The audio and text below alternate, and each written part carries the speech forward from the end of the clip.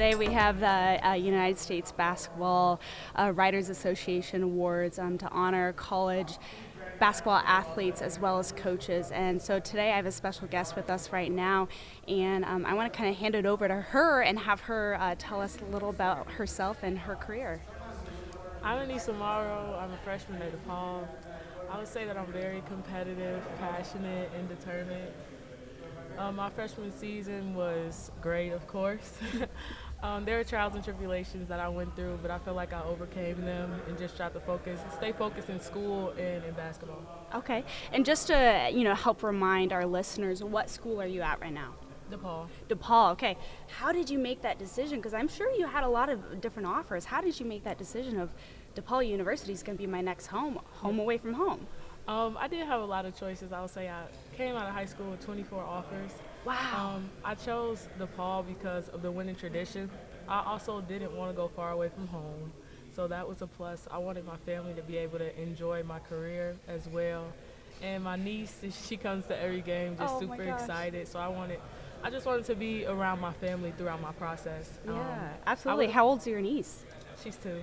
Oh my gosh, I bet that's like so heartwarming to like look out and she's watching you doing your thing. Every time I would come like after the game, she would be like, Aneesah Morrow, because that's how they introduced me. So. Oh my gosh, she's watching your career unfold, and one day she might follow in your footsteps, which would be really, really neat. Yeah.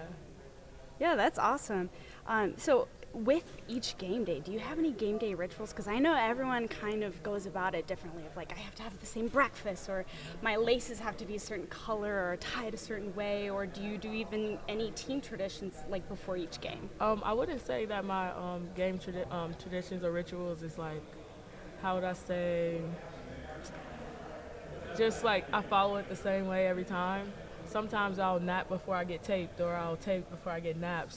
But I just know like the simple things that I have to get done. I have to take a nap, I have to get taped, and I have to listen to some music, or shower and do like my hair or something, playing my hair. So. Yeah, absolutely. Well, thank you for joining us on the podcast today. And I just want to say again, congratulations on being Freshman Player of the Year. That's a huge accomplishment, and I'm sure this is just the beginning for you. Thank you. What a wonderful Monday night that we're having at the Missouri Athletic Club. The gym is packed full with people. I'm here to celebrate all of our college basketball athletes and coaches as well. And I have Barry Hinson here. And Barry, when was the last time you were here at the Missouri Athletic Club? Actually, it was the year that I received the Good Guy Award. So Porter Mosier is going to get that. Obviously, they've raised the stakes on that tremendously. But I was here 2 years ago, right before the pandemic, and it's good to be back. I coached in this league, the Missouri Valley Conference, which is home office right here in St. Louis, for 18 years. So this is home to me. Absolutely, absolutely. Can you tell me a little bit about your coaching career and what that's meant for you? And you know what? I started at Oklahoma State University, and I thought I was going to be a governor. That's what I told my wife. I was pre-law political science when I got started. Got sidetracked, worked for Mr. Iba, which we're presenting the IBA Coaches of the Year Award tonight to Tommy Lloyd. And I worked for Mr. IBA in the college work study program. So that was really special to me. And then I got the bug. I just wanted to coach college basketball. And when I graduated in 1983, Duke, North Carolina, Kansas, and Kentucky did not need a head coach at that time. So I went ahead and started my career at Stillwater Junior High there in Stillwater. And I went from 7th grade AAU to junior high, to a sophomore coach, to a JV coach, to a high school coach at a Catholic school. And then I joined Bill Self's staff in 1994 at Oral Roberts University. Was there 4 years as an assistant. When Bill left to go to Tulsa, I became the head coach at Oral Roberts. When Steve Alford left to go to Iowa, I became the head coach at Southwest Missouri State, which is now Missouri State. And then after that, I was at the University of Kansas for 4 years. Our last game was in the national championship, which we lost in the Superdome, but they made up for it this year in winning in the Superdome. And then, of course, I spent 7 years at Southern Illinois University as the head coach, and I just finished my 3rd year at Oklahoma State University. Wow, what an incredible career. Do you think, you kind of talked about having those building blocks of you started out at the 7U and all of that. Do you think that has made a difference in your coaching career now? I don't think there's any question. I think when you start a journey, everything that starts at the first has everything to do with your foundation. And me having the opportunity, Marina, I drove the bus. I had to drive the bus. I got an extra $350 if I got my bus certification. You did all. My first salary was $13,250, and that included my bonus for driving the bus. I had to coach women's softball. Not had to. I coached women's softball. I coached football. I didn't know anything about most of those, but I knew about coaching, and ended up coaching basketball, and I've loved it.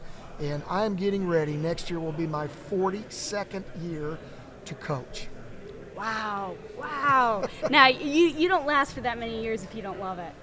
No question. You got to love it. And the great thing about working with young people, they keep you young every day. So that's the part that I like best. And, I'm as older I get, I still have an opportunity to learn. And I learn something every day from these new kids, and it's a lot of fun for me. Yeah, that's important. So if you could give one piece of advice to a young aspiring coach, what would that be? Don't coach.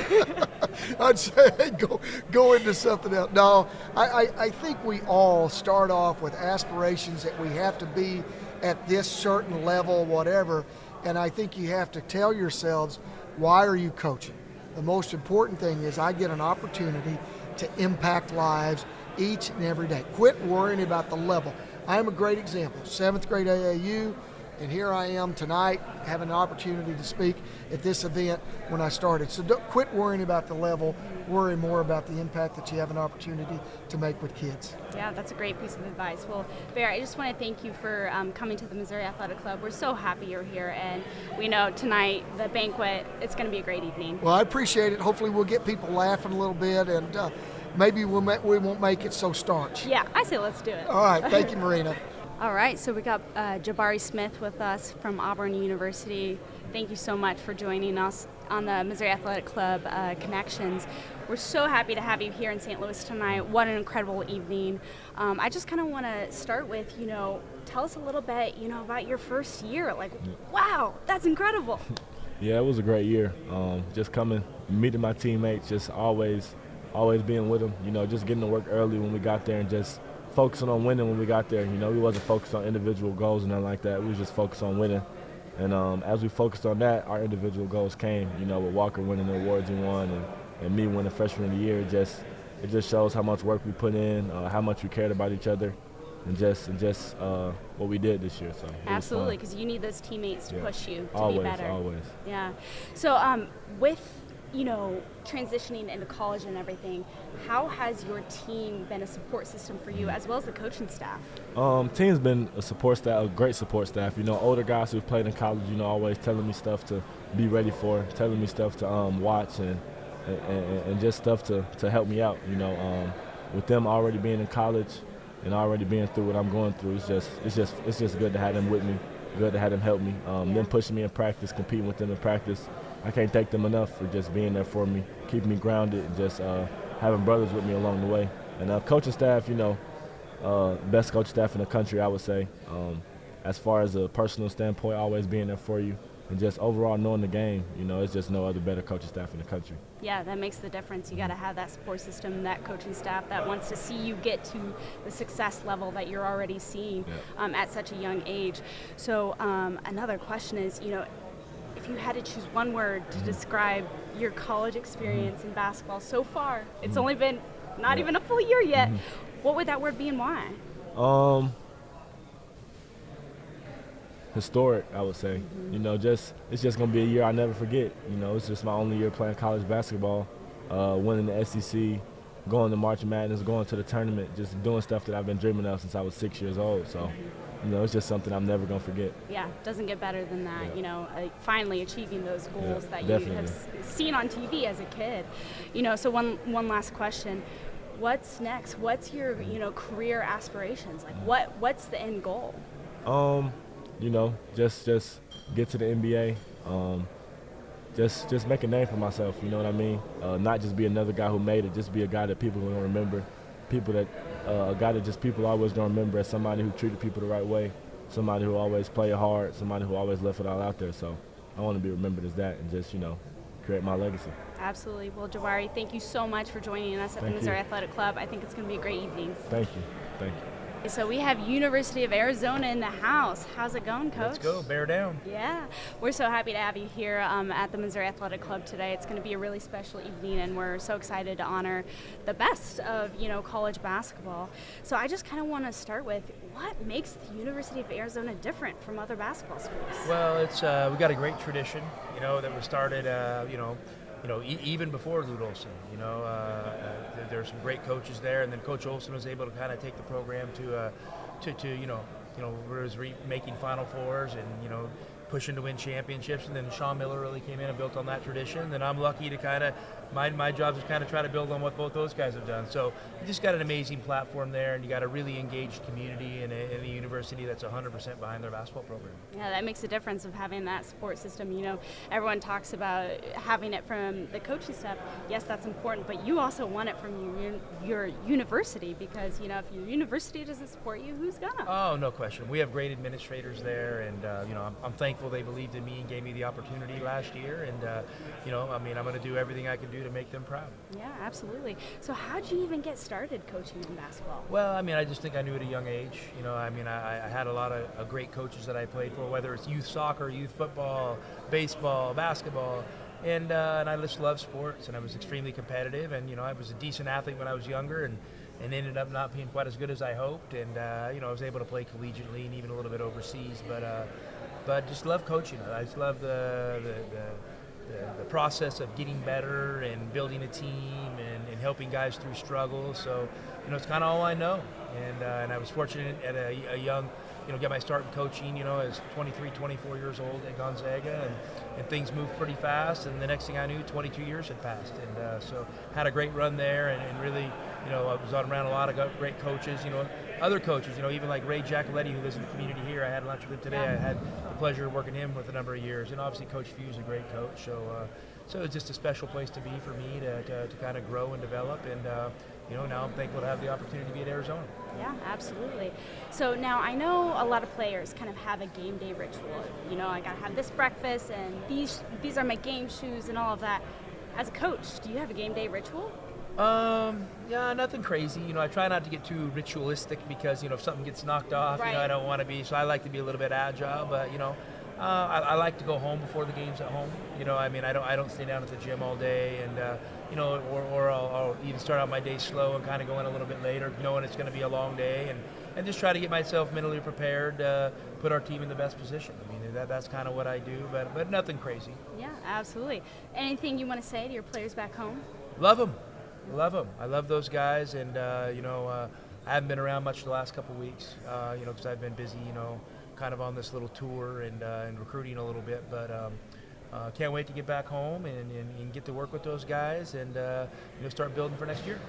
Well, Coach, thank you so much for joining us. We're Thank you so for happy having to have you here. All right, so we have Aliyah Boston with us. She is Player of the Year from University of South Carolina. Congratulations on the award. What an accomplishment. Thank you so much. So I just kind of want to start with, what led you to basketball? Did you start at 2 years old, 8 years old? What got you started? I actually started at the age of 9. I started because my older sister was also playing basketball, and so I kind of Alexis is playing, so I'll just play too, and so that's really how I started. That's awesome. That's incredible. So what led you to the decision of University of South Carolina? After I took all my visits and really got to know all the coaches, I just knew that Coach Daly was the best one for me, and everything that the university was about. They were just special, and Coach Daly was just an honest coach and talked about what she can see me accomplishing, and so I was just really focused on that. Yeah, kind of like a family, Oh, absolutely, atmosphere. Absolutely. That makes a huge difference, especially, if being away from home, you want to be able to find that basketball family once again. So, if you had to choose one word to describe your college basketball experience, what would that be and why? Exciting. And I say exciting because, we haven't had the same 3 years of college. The first year there was COVID, and then the second year was we had our season, but it wasn't regular, and now this year we're back regular and we won national championship. It's been everything. It's just been so exciting, and then school in general, not basketball, has just been really special, and I've been able to do a whole lot with academics, and so it's just been a fun time. Yeah, what a feeling to come back, like you said, after COVID. That was a crazy time, and Absolutely. then to come back and win big.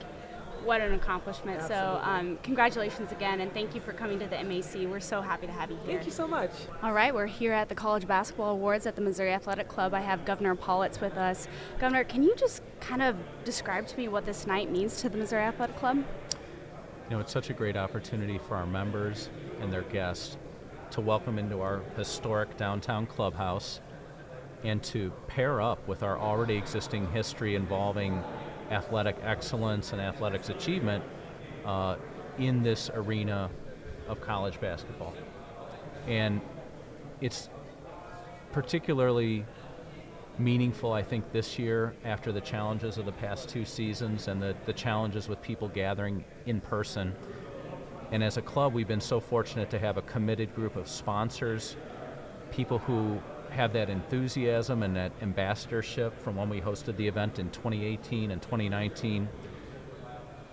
And I'm just amazed as I look around this room in which you and I are sitting at the coaches who made the choice to be here, the players who made the choice to be here, and their family members who made the choice to be here.